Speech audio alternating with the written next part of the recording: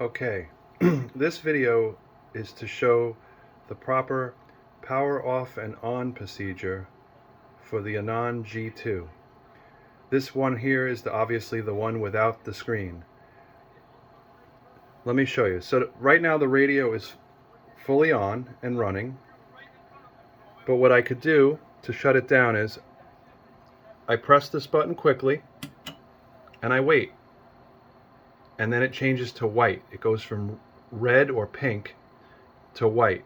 When it's white, that means the internal computer has shut down Linux, but there's still power to the radio. Now, if I want to turn the radio off, I press and hold the power button. Then the radio shuts off. But that's not really all of it. Technically, because my power supply is still on, there are some internal components in the radio that still have power and actually will generate heat.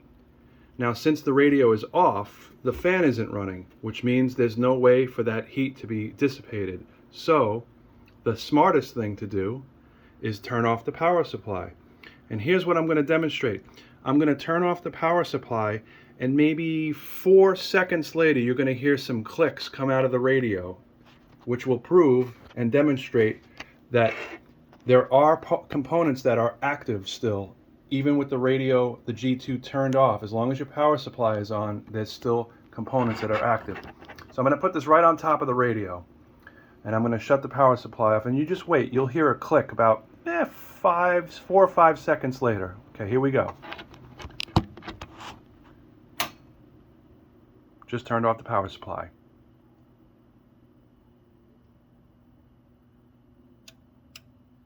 Okay, did you hear those 2 little clicks? Tick, tick. Those were 2 relays clicking out.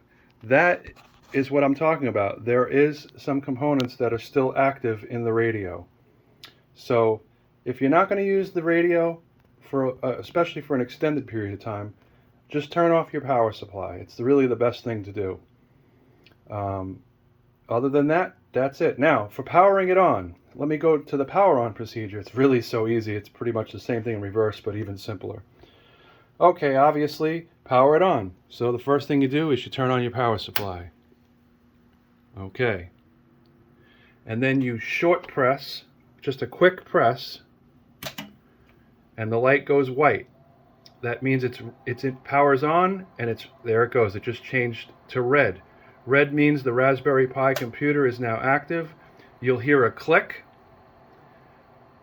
in the radio, and then all you have to do is wait. If you're using the non-display version and using it with a PC, you just have to wait, I don't know, like maybe 30 to 60 seconds for it to show up on your network, and then you can open Thetis and you're ready to go. The ones with the built-in screens are pretty similar. The only difference is if you're going to use the Raspberry Pi Pi SDR software, instead of logging in and having it on your computer, your PC in your shack, you're going to be using the PC inside the radio.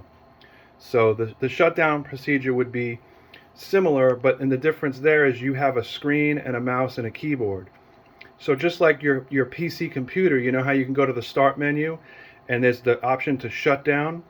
Well, you would just do the same thing in the G2 with the screen. You go into the shutdown menu, you shut down Linux. Once the software is completely shut down, then you can do the procedure where you turn off the radio and turn off your power supply. And that's it. And if you do that, I'm pretty darn sure you're going to have your radio for a really long time.